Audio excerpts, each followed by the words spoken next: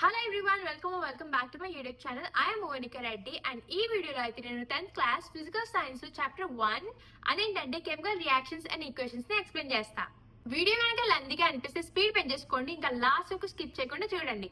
First మన chemical reactions and equation లోకి వెళ్ళక ముందు ఫస్ట్ కెమిస్ట్రీ అంటే ఏంటో తెలుసుకుందాం. కెమిస్ట్రీ అనేది సైన్స్ లో ఒక బ్రాంచ్. అందులో మ్యాటర్ యొక్క ప్రాపర్టీస్, కాంపోజిషన్స్, ఇంకా దాని చేంజెస్, దాని గురించి అంతా ఉంటది అనమాట. మ్యాటర్ చేంజెస్ కి టోటల్ 2 టైప్స్ ఉంటాయి. అవేంటంటే physical change and chemical change. ఒక సబ్స్టెన్స్ లో దాని షేప్, సైజ్ ఆర్ స్టేట్ ఏదైనా చేంజ్ అయితే దాన్ని ఫిజికల్ చేంజ్ అని అంటారు.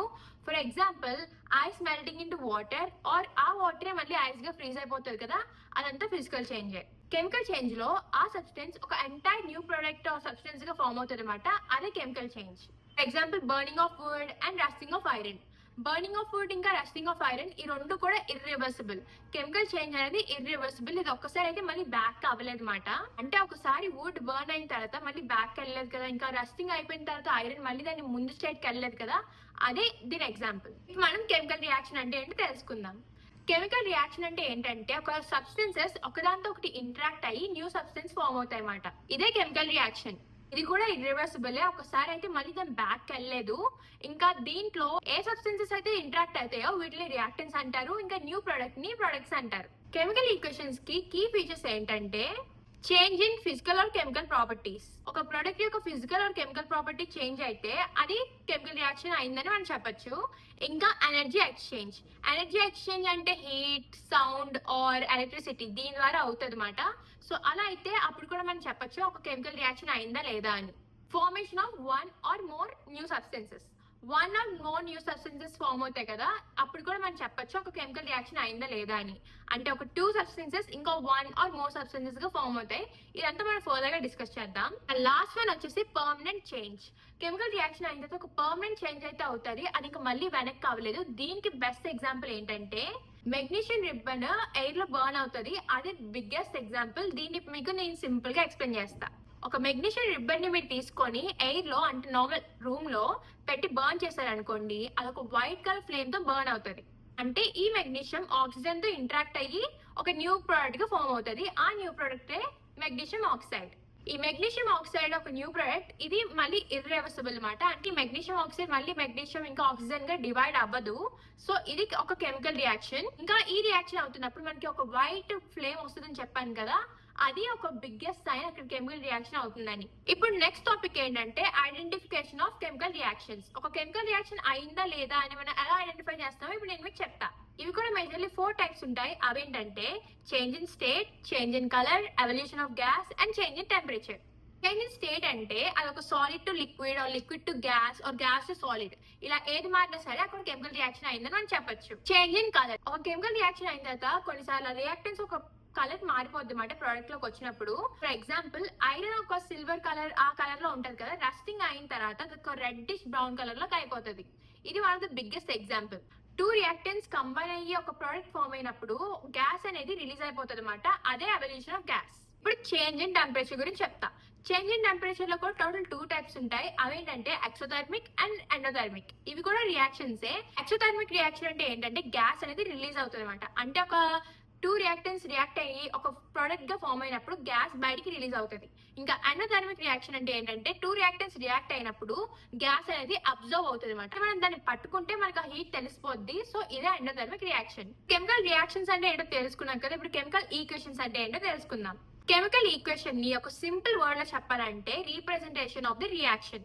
రియాక్షన్స్ ని ఈజీగా రీప్రజెంట్ చేసే దాన్నే కెమికల్ ఈక్వేషన్ అని అంటారు. కెమికల్ రియాక్షన్ ని రాయడానికి సైంటిస్ట్ ఈ ఈక్వేషన్స్ యూజ్ చేస్తారు instead of long sentences.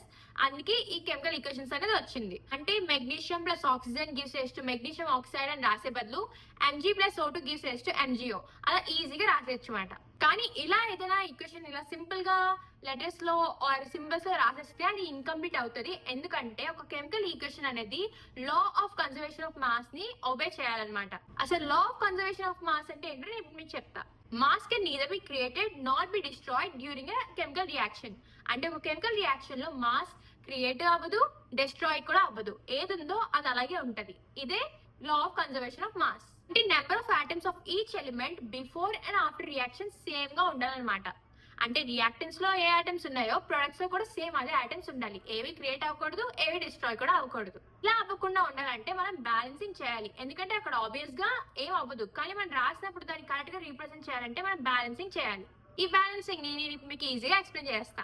Balancing లో టోటల్ 7 స్టెప్స్ ఉంటాయి. ఈ 7 స్టెప్స్ కూడా ఒకదాని మీద డిపెండ్ అయి ఉంటాయి. ఇది ఈచ్ ఆఫ్ ది రియాక్షన్ బట్టి ఉంటుంది అనమాట. మేబీ 7 స్టెప్స్ లేదంటే తక్కువ కూడా రావచ్చు, కానీ నేను ఇప్పుడు ఎక్స్ప్లెయిన్ చేస్తున్న రియాక్షన్ కి అయితే టోటల్ 7 స్టెప్స్ ఉంటాయి. స్టెప్ 1 లో కెమికల్ రియాక్షన్ కి ఈచ్ ఫార్ములాకి ఒక్కొక్క బాక్స్ అయితే డ్రా చేసుకోవాలి. ఇలా డ్రా చేసుకున్నప్పుడు దాన్ని ఏం చేంజ్ చేయకుండా జస్ట్ డ్రా చేసుకోవాలి అంతే బాక్సెస్ ని. ఫర్ ఎగ్జాంపుల్ మనం ఈ రియాక్షన్ తీసుకుందాం. Fe plus H2O gives rise to Fe3O4 plus H2. దీన్ని తీసుకున్నప్పుడు మనం బాక్సెస్ ఎలా గీసుకోవాలంటే Fe కి ఒక బాక్స్, H2O కి ఒక బాక్స్, Fe3O4 కి ఒక బాక్స్, ఇంకా H2 కి ఒక బాక్స్ అలా గీసుకోవాలి. ఈ ఈక్వేషన్ అన్బ్యాలెన్స్, సో మనం ఇప్పుడు దాన్ని బ్యాలెన్సింగ్ చేద్దాం. స్టెప్ 2 లో ఈ రియాక్షన్ లో ఉన్న ఈచ్ అండ్ ఎవ్రీ ఫార్ములాలో ఈచ్ అండ్ ఎవ్రీ ఎలిమెంట్ కి ఎన్ని ఐటమ్స్ ఉన్నాయో కరెక్ట్ గా మెన్షన్ చేసుకోవాలి. ఇది ఎలా చేసుకోవాలంటే ఒక టేబుల్ ఫామ్ లో గీసుకోవచ్చు. నేను ఎలా చేస్తానంటే అలాగే చేస్తాను, ఎందుకంటే మా టీచర్ నాకు అలాగే చెప్పారు, ఇంకా టెక్స్ట్ బుక్ లో కూడా అలాగే ఉంది. ఫస్ట్ మనం ఆ ఎలిమెంట్ రాసుకొని LHS లో ఎన్ని ఐటమ్స్ ఉన్నాయో మెన్షన్ చేసుకొని ఆ తర్వాత RHS లో ఎన్ని ఐటమ్స్ ఉన్నాయో మెన్షన్ చేసుకోవాలి. ఇలా మెన్షన్ చేసుకున్నప్పుడు మీరు కరెక్ట్ గా చేసుకోవాలి, ఎందుకంటే కొన్నిసార్లు మనం ఈక్వేషన్ లో కరెక్ట్ గా రాస్తాం కానీ ఈ మెన్షనింగ్ లో కొంచెం కన్ఫ్యూజ్ అయ్యామనుకోండి, ఇంకా ఫుల్ బ్యాలెన్సింగ్ అంతా దెబ్బతినేస్తుంది. సో మీరు ఇది కరెక్ట్ గా చూసుకొని చేయండి. స్టెప్ 3 లో మనం ఎక్కువ ఐటమ్స్ ఉన్న ఫార్ములాని సెలెక్ట్ చేసుకోవాలి. అది రియాక్టెన్స్ ఆర్ ప్రొడక్ట్ ఏ సైడ్ నుంచి అయినా తీసుకోవచ్చు. అలా తీసుకున్న ఫార్ములా ఆర్ కాంపౌండ్ లో ఎక్కువ ఐటమ్స్ ఏ ఎలిమెంట్ ఉన్నాయో ఆ ఎలిమెంట్ ని సెలెక్ట్ చేసుకోవాలి. మనం తీసుకున్న కెమికల్ ఈక్వేషన్ లో అలాంటి కాంపౌండ్ Fe3O4, అండ్ ఇందులో అయితే ఎక్కువ ఐటమ్స్ దేనికి ఉన్నాయంటే ఆక్సిజన్ కి 4 ఐటమ్స్ ఉన్నాయి కాబట్టి అది మనం సెలెక్ట్ చేసుకుందాం. ఈ ఆక్సిజన్ కి RHS లో టోటల్ 4 ఐటమ్స్ ఉన్నాయి, ఇంకా LHS లో ఓన్లీ 1 ఐటమే ఉంది. దీని బ్యాలెన్సింగ్ ఎలా చేయాలో ఇప్పుడు నేను మీకు చెప్తా.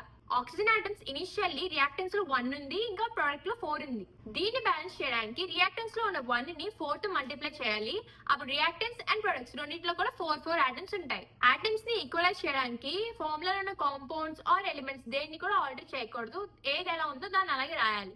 ఫర్ ఎగ్జాంపుల్ ఇప్పుడు మనం ఆక్సిజన్ తీసుకున్నాం కదా, దానికి టోటల్ 4 ఐటమ్స్ ఉన్నాయి. సో కోఎఫిషియంట్ 4 ని 4H2 అని రాయాలి. అంతేగాని H2O4 ఆర్ ఎక్సెట్రా అలా రాయకూడదు, అవన్నీ కూడా రాంగ్ అయిపోతాయి. సో 4H2O అని కరెక్ట్ గా మెన్షన్ చేయాలి. దీంతో ఈ ఈక్వేషన్ అనేది పార్ట్లీ బ్యాలెన్స్ అయిపోయింది. కొంచెం బ్యాలెన్స్ అయిన తర్వాత మనకి ఈక్వేషన్ ఎలా వచ్చిందంటే Fe plus 4H2O gives rise to Fe3O4 plus H2. ఇప్పుడు మనం స్టెప్ 4 కి వచ్చేస్తాం. ఈ ఈక్వేషన్ లో ఇంకా ఐరన్ ఇంకా హైడ్రోజన్ ఇవి బ్యాలెన్స్ చేయడం మిగిలిపోయింది. మీరు వీటిలో ఏదైనా పిక్ చేసుకోవచ్చు. నేనైతే ఫస్ట్ హైడ్రోజన్ తీసుకుంటున్నాను. ఇది కూడా సేమ్ ముందులాగే సేమ్ ప్రాసెస్ తో బ్యాలెన్స్ చేయాలి. ఇనిషియల్లీ హైడ్రోజన్ కి అయితే మనకి LHS లో 8 ఇంకా RHS లో 4 ఉన్నాయి. సో మన RHS లో ఉన్న 4 ని 2 తో మల్టిప్లై చేస్తే 8 వచ్చేస్తాయి. సో ఇప్పుడు మనకి LHS అండ్ RHS రెండిట్లో కూడా 8 ఐటమ్స్ ఉన్నాయి. సో ఇక్కడ హైడ్రోజన్ అనేది బ్యాలెన్స్ అయిపోయింది. ఇప్పుడు దీంతో వచ్చిన ఈక్వేషన్ ఏంటంటే Fe plus 4H2O gives rise to Fe3O4 plus 4H2. ఇప్పుడు మనం స్టెప్ 5 కి వచ్చేస్తాం. ఇప్పుడు మనం మిగిలిన ఎలిమెంట్ ఏదైతే మిగిలిపోయిందో దాన్ని తీసుకోవాలి, and that is iron. Initially iron element కి ఆటమ్స్ LHS లో 1 అండ్ RHS లో 3 ఉన్నాయి కాబట్టి LHS లో ఉన్న 1 ని 3 తో మల్టిప్లై చేస్తే మనకి ఇటు 3 అటు 3 వచ్చేస్తాయి. సో ఇది కూడా బ్యాలెన్స్ అయిపోయినట్టే. ఇప్పుడు మనకైతే ఒక బ్యాలెన్స్డ్ ఈక్వేషన్ వచ్చేసింది. అదైతే 3Fe plus 4H2O gives rise to Fe3O4 plus 4H2. దీంతో అయిపోయింది అనుకోకండి, ఇంకా స్టెప్ 6 అండ్ స్టెప్ 7 మిగిలిపోయాయి. స్టెప్ 6 లో అయితే మనం ఉన్న ఎలిమెంట్స్ ఇంకా ఆటమ్స్ ని కరెక్ట్ గా కౌంట్ చేసుకోవాలి. LHS అండ్ RHS లో ఈక్వల్ గా ఉన్నాయా లేదా అని. ఎందుకంటే కొన్నిసార్లు మనం రాంగ్ వేస్తామని చెప్పాను కదా, అదంతా కరెక్ట్ గా చెక్ చేసుకోండి. ఫస్ట్ నుంచి కూడా అన్ని బాగా కౌంట్ చేసుకోండి. స్టెప్ 7 లో అయితే ఈచ్ అండ్ ఎవ్రీ ఫార్ములాకి ఫిజికల్ స్టేట్ ని మెన్షన్ చేస్తాం. ఇదైతే ఒక సింబల్ ద్వారా చేస్తాం. ఒక కెమికల్ ఈక్వేషన్ ని మోర్ ఇన్ఫర్మేటివ్ గా చేయడానికి ఆ ఫార్ములాస్ యొక్క ఫిజికల్ స్టేట్ ని మెన్షన్ చేస్తాం అనమాట. వీటిలో టోటల్ 4 టైప్స్ ఉంటాయి. అవేంటంటే gaseous, liquid, aqueous and solid. వీటిని మనం లెటర్స్ గా రిప్రజెంట్ చేస్తాం. గ్యాషియస్ కి G, లిక్విడ్ కి L, ఆక్వస్ కి AQ అండ్ సాలిడ్ కి S. రియాక్టెంట్ ఆర్ ప్రొడక్ట్ అదొక సొల్యూషన్ అండ్ వాటర్ గా ప్రెసెంట్ అయితే దాన్ని ఆక్వస్ గా రిప్రజెంట్ చేయాలి. మన రియాక్షన్ యొక్క ఫిజికల్ స్టేట్స్ ఏంటో చూద్దాం. 3Fe అనేది సాలిడ్ కాబట్టి S, ప్లస్ 4H2O అనేది గ్యాస్ కాబట్టి G, gives rise to Fe3O4. ఇది కూడా సాలిడ్ కాబట్టి S, ప్లస్ 4H2 ఇది గ్యాస్ కాబట్టి G. ఇలా ఫిజికల్ స్టేట్స్ మెన్షన్ చేసిన తర్వాత దీంతో బ్యాలెన్సింగ్ అయిపోయినట్టే. మీరు ప్రాక్టీస్ చేసే కొద్దీ దీన్ని ఇంకా మీరు సింప్లిఫైడ్ గా మీ ఓన్ వేలో ఇంకా ఈజీగా చేసేసుకోవచ్చు. ఈ ప్రాసెస్ ఏంటో బాబు ఇంత ఉంది అనుకోకండి. మీరు ప్రాక్టీస్ చేసే కొద్దీ ఈ ఈక్వేషన్ బట్టి కూడా స్టెప్స్ అనేవి రెడ్యూస్ అవుతుంటాయి. So don't stress. ఇంకా డిఫరెంట్ రియాక్షన్స్ తీసుకొని వాటి బ్యాలెన్సింగ్ ఎలా చేయాలి అని నేను ఒక వీడియో చేయాలంటే మాత్రం నాకు కామెంట్ చేయండి, నేను ఫస్ట్ షూర్ చేస్తాను. ఇంకా డెప్త్ గా, ఇంకా డీటెయిల్ గా, ఇంకా బాగా అన్నది చెప్తా. ఇప్పుడు బ్యాలెన్సింగ్ అయిపోయింది కాబట్టి మళ్ళీ కెమికల్ రియాక్షన్స్ లోకి వచ్చేద్దాం. ఇప్పుడైతే టైప్స్ ఆఫ్ కెమికల్ రియాక్షన్స్ చూద్దాం. టైప్స్ ఆఫ్ కెమికల్ రియాక్షన్స్ లో టోటల్ 5 టైప్స్ ఉంటాయి. అవేంటంటే combination reaction, decomposition reaction, displacement reaction, double displacement reaction and redox reaction. Combination reaction లో అయితే 2 or more substances interact or combine అయ్యి ఒక న్యూ ప్రోడక్ట్ గా form అవుతాయి. For example CaO plus H2O gives rise to CaOH twice plus heat. Heat అనేది count లోకి రాదు. ఇక్కడ CaO plus H2O రెండు కలిపి ఒక న్యూ 1 ప్రోడక్ట్ ని ఫామ్ అవుతున్నాయి. అదేంటి CaOH twice, అది స్లాటర్ లైన్. సో ఇలాగా 2 రియాక్టెంట్స్ కలిపి ఓన్లీ 1 ప్రోడక్ట్ గా ఫామ్ అయ్యాయి. ఇదే కాంబినేషన్ రియాక్షన్. ఇప్పుడు మనం డీకంపోజిషన్ రియాక్షన్ కి చూద్దాం. డీకంపోజిషన్ రియాక్షన్ లో 1 కాంపౌండ్ ఇంకా సింపుల్ యూనిట్స్ గా బ్రేక్ డౌన్ అవుతుంది. ఇదైతే హీట్, లైట్ అండ్ ఎలక్ట్రిసిటీ ద్వారా అవుతుంది. For example CaCO3 gives rise to CaO plus CO2. CaCO3 ని హీట్ తో కంబైన్ చేస్తే CaO plus CO2 గా ఫామ్ అవుతుంది అనమాట. ఇప్పుడు నెక్స్ట్ ఎగ్జాంపుల్ చూద్దాం. 2H2O gives rise to 2H2 plus O2. 2H2O ని ఎలక్ట్రిక్ కరెంట్ ద్వారా కనుక మనం చేస్తే మాత్రం అది 2H2 ఇంకా O2 గా డివైడ్ అవుతుంది. ఇలా డీకంపోజిషన్ రియాక్షన్ అయితే ఒక కాంపౌండ్ ని 2 or more యూనిట్స్ గా డీకంపోజ్ చేస్తుంది. ఇప్పుడు మనం డిస్ప్లేస్మెంట్ రియాక్షన్ కి వెళ్ళిపోదాం. డిస్ప్లేస్మెంట్ రియాక్షన్ లో ఏమవుతుంది అంటే ఒక more reactive element less reactive element ని డిస్ప్లేస్ చేస్తుంది. For example Zn plus CuSO4 gives rise to ZnSO4 plus Cu. ఇక్కడ Zn అనేది మోర్ రియాక్టివ్ అండ్ Cu అనేది లెస్ రియాక్టివ్ ఎలిమెంట్ మాట. సో Zn Cu ని అంటే జింక్ కాపర్ ని displays చేసేసింది. ఇప్పుడు మనం డబుల్ డిస్ప్లేస్మెంట్ రియాక్షన్ లోకి వెళ్దాం. 2 compounds exchange ion to form 2 new compounds. 2 compounds వాటి ions ని చేంజ్ చేసుకొని ఇంకో 2 compounds గా ఫామ్ అవుతాయి అనమాట. ఇంక ఎగ్జాంపుల్ చూద్దాం.